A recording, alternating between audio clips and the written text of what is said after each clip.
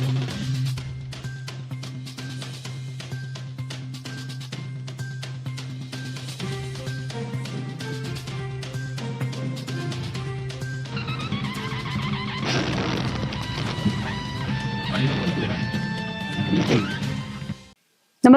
आपण पाहता Hirkani news. Hirkani news प्रत्येक क्षण ताज्या घडामोडी आणि महत्त्वाच्या प्रत्येक बातमीसाठी नेहमीच हायफाय रस्ता खावा खस्ता. राज्यमार्ग हायफाय करण्याचे काम सुरू आहे. कुमटे फाट्यापासून सुरुवात झालेला हा नूतनीकरणाचा घाट रोज हजारो वाहनधारकांच्या सोयीचा तर होत नाहीच, पण रोज प्रचंड मनस्ताप देणारा मात्र ठरतो आहे.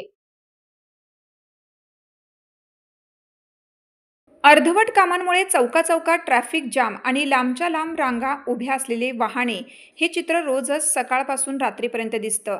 माधवनगर ते सांगली कॉलेज कॉर्नरपर्यंतचा टप्पा तर जीवघेणा झाला आहे. महिनोन्महिने काम रखडलं आहे. मदन पाटील यांच्या पुतळ्याजवळ रस्ता येऊन थांबला आहे. तो कित्येक दिवस झालं पुढे सरकत नाही.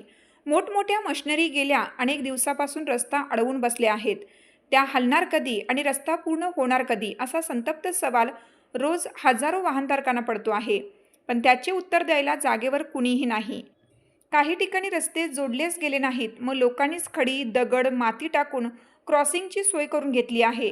नेमके कोठे क्रॉसिंग आहे, कुठून गाड्या मुख्य रस्त्यावर येणार आहेत याचा अंदाजच येत नसल्याने अनेक लहान सहान अपघात रोज घडत आहेत.